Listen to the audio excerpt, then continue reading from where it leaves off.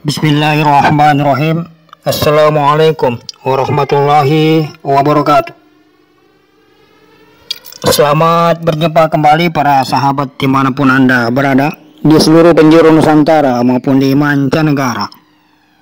Kembali berjumpa dengan penyiar Anda Abu Salamatorik, memancar dari kota Makassar, Sulawesi Selatan, Indonesia, melalui channel kesayangan Anda, Khairil Anas TV. Dalam edisi kali ini, Khairil Anas TV akan berkicau dengan mengangkat sebuah judul Kembang Turi Melok-Melok Segowedang Sisane Sore. Selamat mengikuti dan tetap merdeka.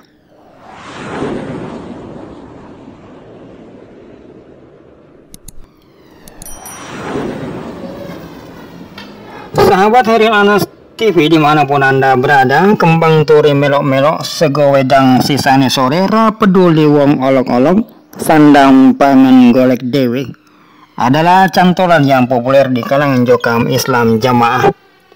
Cantolan yang berisi pesan tegas kepada pengikut jokam itu agar mereka membuta dan menuli, acuh dan abai dengan keadaan sekitar, serta tidak mempedulikan atau ajakan-ajakan dari ulama-ulama selain ulama mereka, karena mereka menganggap golongan mereka lah yang paling benar jalannya dan paling benar ajaran Islamnya, paling murni dan paling sah dalam melaksanakan ajaran Islam.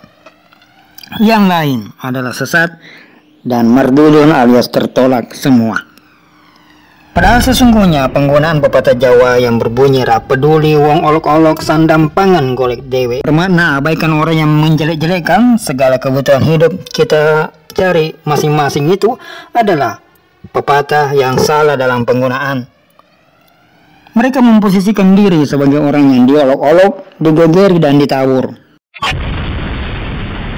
Padahal sesungguhnya tidak ada yang mengolok-olok mereka, tidak ada yang mengganggu dan tidak ada yang menggegeri sedikit pun. Yang terjadi adalah munculnya orang-orang yang merasa resah dengan ajaran mereka yang mengkafirkan seluruh kaum muslimin lantaran tidak bergabung dan tidak berbaiat pada keamiran yang mereka dirikan. Juga munculnya sejumlah ulama yang mencoba mengingatkan bahwa ajaran mereka keliru. Akidah mereka yang takfiri adalah termasuk ajaran yang menyalahi sunnah, menyalahi syariat. Perkumpulan mereka adalah bukan jamaah, tapi sesungguhnya adalah firqah. Dan ajakan mereka untuk beramir, berbaiat pada golongan, itu adalah ajakan untuk memecah belah umat. Ajaran untuk mengkultuskan amir adalah termasuk ajaran sirkut to'ah, dan itu adalah bentuk kesyirikan yang nyata. Itulah sesungguhnya yang terjadi. Para ulama, ustadz dan tokoh agama serta pemerintah sekedar ingin mengajak mereka kembali ke jalan yang benar dengan menjelaskan bentuk-bentuk penyimpangan mereka untuk menjadi pengetahuan bagi seluruh masyarakat maupun kaum muslimin agar menghindarkan diri dari pengaruh-pengaruh golongan tersebut, sekaligus menjadi pencerah bagi yang telah terperangkap agar segera sadar dan keluar. Di sini saya ingin menyampaikan pesan, nasihat untuk saudara-saudara saya yang masih di jokamnya. Saudara sekalian, kalau kita biasa ditakut-takuti, tidak boleh mendengar dari tempat-tempat lain, tidak boleh membaca-baca dari kitab-kitab yang tidak direkomendasikan oleh keimaman jokam. Nah, seharusnya akal kita itu tanggap gitu ya. Akal kita tangkap. Nah, ini metode penipuan ini. Nah, orang mengajarkan sesuatu yang diklaim di depan kita ini yang paling benar, ini yang paling murni, kemudian kita dilarang untuk mencari informasi ke tempat lain.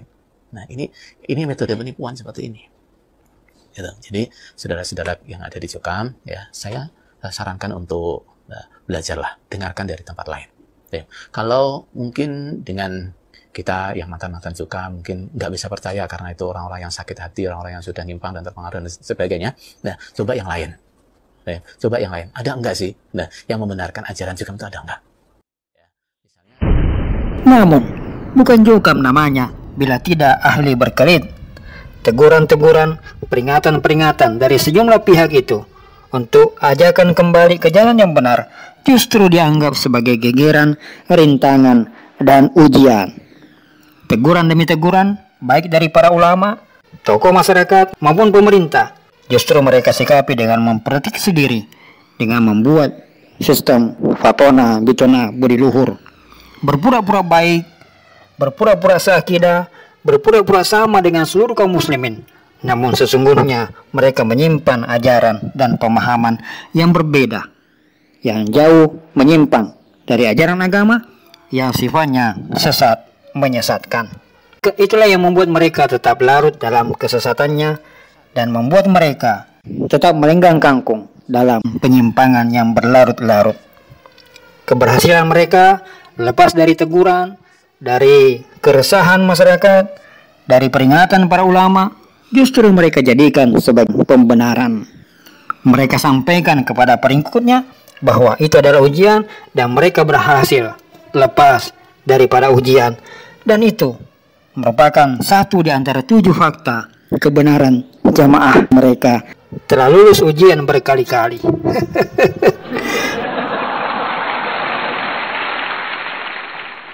Padahal sesungguhnya lebih tepat dikatakan mereka telah berhasil berkelit berkali-kali.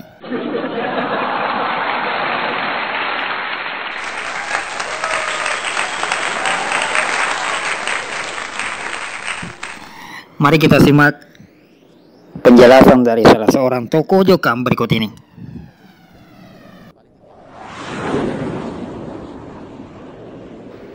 Para warga jamaah juga supaya diketahui bahwa masalah jamaah ini, saudara-saudara ini sudah syah. Jadi jamaah di Indonesia sudah syah. Ya, ini didukung beberapa fakta sahnya jamaah di Indonesia.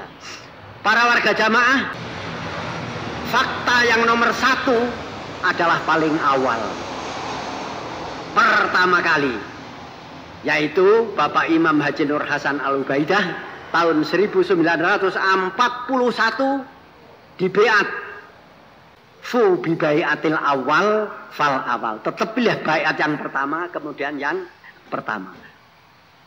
Fakta yang nomor 2, kita mendirikan jamaah ini ngaji Quran dan hadis.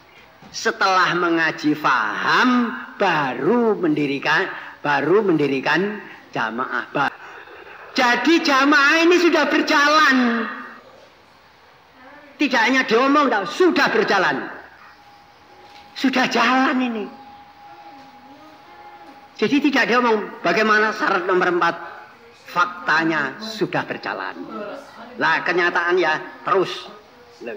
Nomor 5 sudah diuji, sudah dites, sudah dileler kalau emas, diuji, ujiannya terus.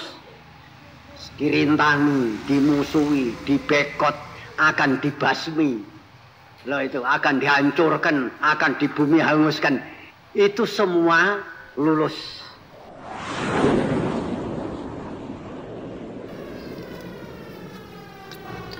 Demikian penjelasan dari Cak Yusuf, salah seorang pembesar Jokam dan merupakan menantu dari Kiai Haji Nur Hasan Al-Ubaidah.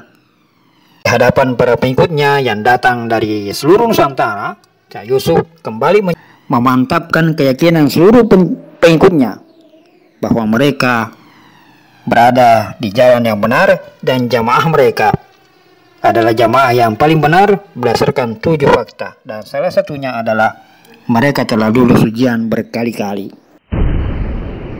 Beramir, berbaiat, bertaat, ngeramut,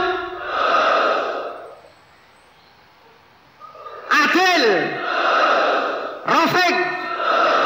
Dalam kesempatan itu juga, Cak Yusuf kembali menyampaikan dan memantapkan, mempertanyakan loyalitas seluruh pengikutnya agar tetap dalam lingkaran Keamiran Jokam. Disampaikannya pula bahwa Keamiran Jokam saat ini telah membentuk 2 program untuk melakukan pemagaran dan mencegah terjadinya gelombang hijrah dari kalangan Jokam. Dan yang pertama, program ini mereka sebut sebagai program meramut jamaah.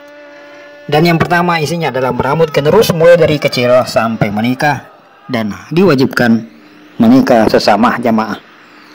Yang kedua, berusaha mencegah gelombang hijrah dengan menjaga jamaah supaya tetap dalam kepahaman jamaah yang kuat.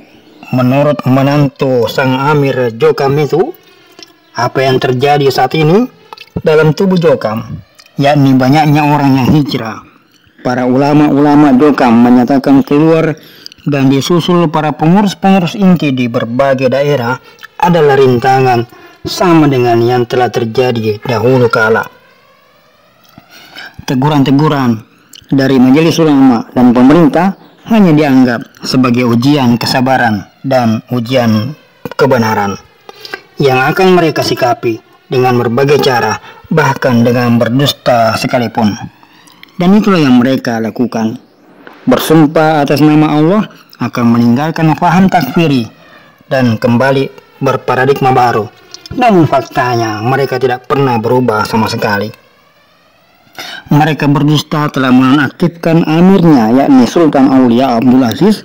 Namun kenyataannya Amir Baiat tetap berlangsung dan akan tetap berlangsung lestari ila yaumil qiyamah. Beramir, berbaiat, bertaat, ngeramut, adil, rafiq. 40 miliar rupiah dan segar yang mengalir lancar masuk ke kas keamiran setiap bulan adalah alasan kuat mengapa dinasti itu harus dipertahankan apapun dan bagaimanapun caranya. Namun satu hal yang perlu kita pahami bersama bahwa hidayah adalah miliknya Allah. Betapapun besar usaha dan upaya yang kita lakukan untuk mencegah orang mendapatkan hidayah, namun sesungguhnya tidak ada yang bisa mencegahnya. Hidayah, taufik dari Allah bisa menghampiri siapapun, sebesar apapun upaya kita untuk mencegahnya. Sekian kicauan kita pada edisi kali ini. Sampai jumpa di kicauan berikutnya. Salam akal sehat. Barakallahu fikum wa jazakumullahu khair. Assalamualaikum warahmatullahi wabarakatuh.